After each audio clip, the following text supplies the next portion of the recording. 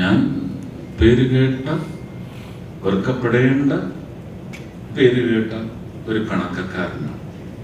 അത് ഞാൻ നിഷേധിക്കുന്നൊന്നുമില്ല. ഞാൻ നന്നായി പിണങ്ങും, ചുമ്മാ പിണങ്ങും. ചിലപ്പോൾ ഒരു ന്യായവും ഉണ്ടാകത്തില്ല.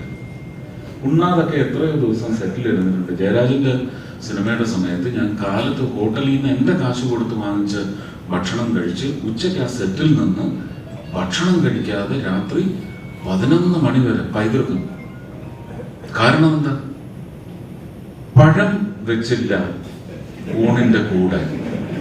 ഞാനല്ല കേട്ടോ. ഉടനെ നിങ്ങൾ ചിരിച്ചതങ്ങ് എന്റെ നെഞ്ചത്തോട്ട് ചാർത്താതെ.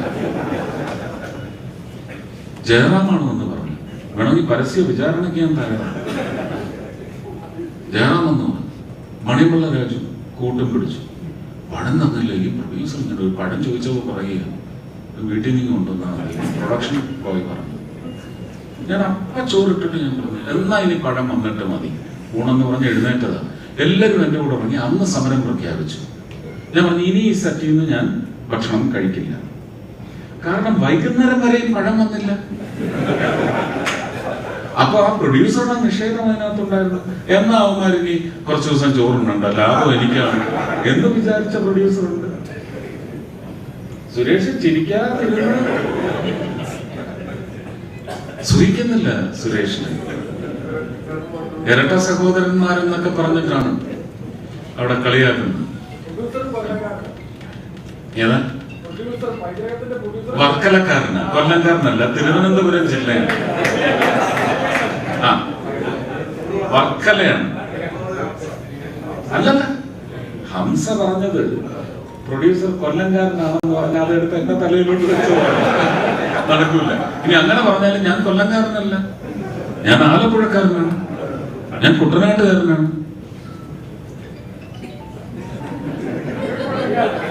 കാവാലത്തിന്റെ അനന്തരവനാണ് ഞാൻ. കാവാലം നാരായണ പണിക്കരായാലും അയ്യപ്പ പണിക്കർ അദ്ദേഹത്തിന്റെ അനന്തരവനാണ് ഞാൻ.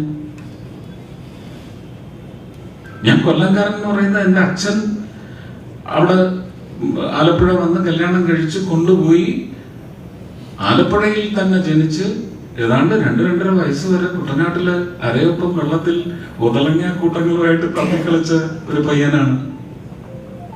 അവിടുന്ന് പിന്നെ ആ ഉതളങ്ങ കണ്ട് പേടിച്ച് അച്ഛൻ എടുത്തുകൊണ്ട് ഓടിയതാണ് കൊല്ലത്തേക്ക്. അങ്ങനെ കൊല്ലംകാരനായതാണ്. പഠിച്ചതെല്ലാം കൊല്ലത്താണ്.